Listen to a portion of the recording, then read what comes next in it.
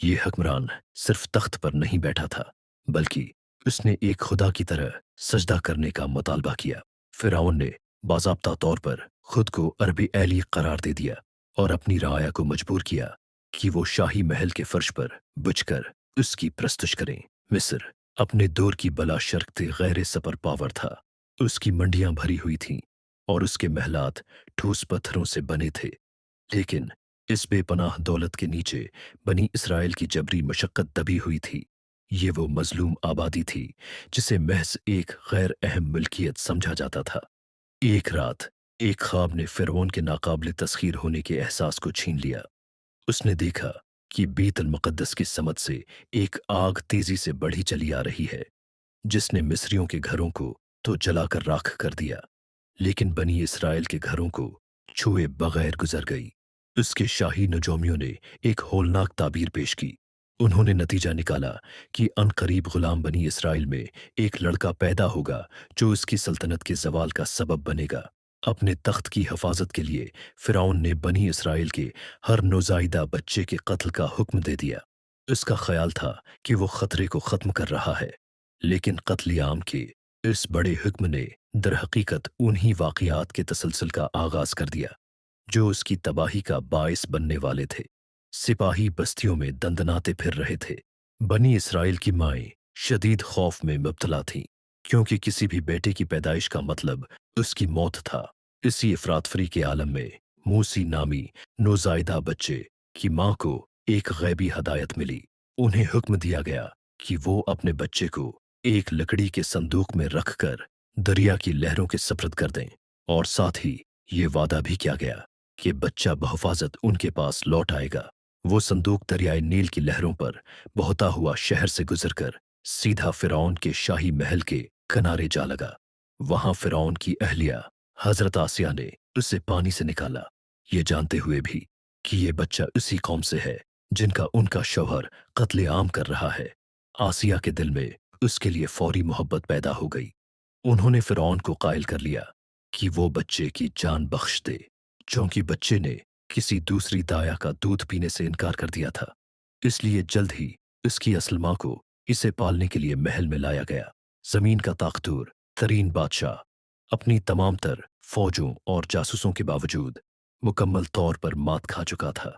वो अनजाने में अपने ही जवाल का सबब बनने वाले बच्चे की शाही परवरिश, खुराक और तहफ़्फ़ुज़ का जिम्मेदार बन गया। बरसों बाद जवान होने पर मूसी अलैहिस्सलाम एक लड़ाई में बीच बचाव करते हुए गलती से एक मिस्री शहरी के कत्ल का सबब बन गए। गिरफ्तारी और सजा के खौफ से उन्होंने अपनी शाही जिंदगी तर्क कर दी और एक मफरूर की हैसियत से रेगिस्तान की तरफ निकल गए। वो मदीन पहुंचे और वहां 10 साल तक चरवाहे के तौर पर रहे।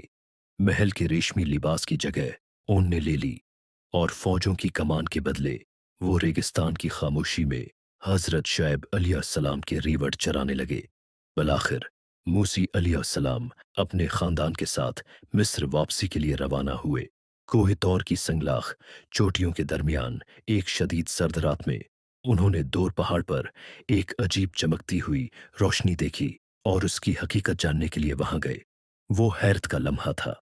जैसे ही वो करीब पहुंचे, एक आवाज ने उन्हें रखने और जूते उतारने का हुक्म दिया और बताया कि वो एक मुकद्दस वादी में खड़े हैं।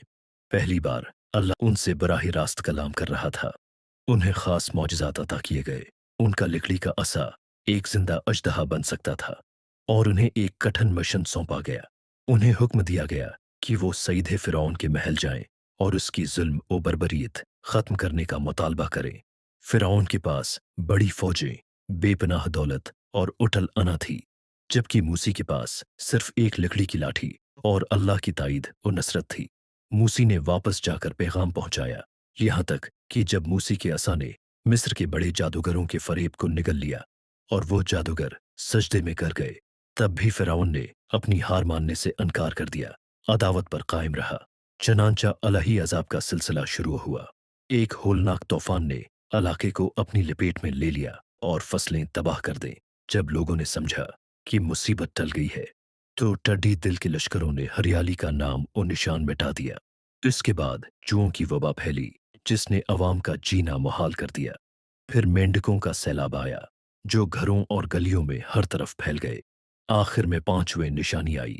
दरियाए नील, जो मिस्र की माईशत की शहरक था, वो खून की तरह सर्ख और बदबूदार हो गया। मछलियां मर गईं, पानी जहरीला हो गया और तिजारत रख गई। मिस्र के पूरे माहौलियाती निजाम को मफलूज करके उन निशानियों ने फिरौन का खुदाई लबादा चाक कर दिया। वो ना कीड़े मकोड़ों को रोक सका, ना मौसम बदल सका और न ही अपने दरिया से साफ पानी का एक प्याला हासिल कर सका। रात की तारीकी में मूसी बनी इसराइल को लेकर निकल खड़े हुए।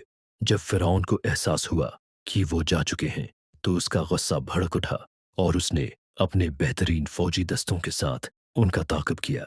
ये ताक़िब समंदर के किनारे पर आकर रखा। बनी इसराइल खुद को घरा हुआ महसूस कर रहे थे। सामने ठाठें मारता समंदर था और पीछे फिरौन के लश्कर की उड़ती हुई गर्द। मूसी जरा न हचकचाए। समंदर की तरफ देखते हुए उन्होंने औलान किया कि उनका रब उनकी रहनुमाई फरमाएगा। इस नाजुक लम्हे में अल्लाह ने मूसी को हुक्म दिया कि वो अपना असा पानी पर मारे। समंदर फट गया और पानी दो अजीम दीवारों की तरह खड़ा हो गया, जिससे समंदर की तह में एक खशक रास्ता बन गया। बनी इसराइल का आखिरी फर्द जब तक दूसरे किनारे नहीं पहुंच गया, वो रास्ता खुला रहा। कायनात के तबाही कवानीन मौतल हो चुके थे ताकि एक पूरी कौम को बचाया जा सके। फिरौन ने समंदर को फटते देखा और उसमें उतरने का फैसला किया। इसे यकीन था कि इसका रोब मौजज़े के दरमियान भी कायम रहेगा। उसने अपनी पूरी फौज, घोड़ों और रथों समेत बनी इसराइल के पीछे इस रास्ते में उतार दी।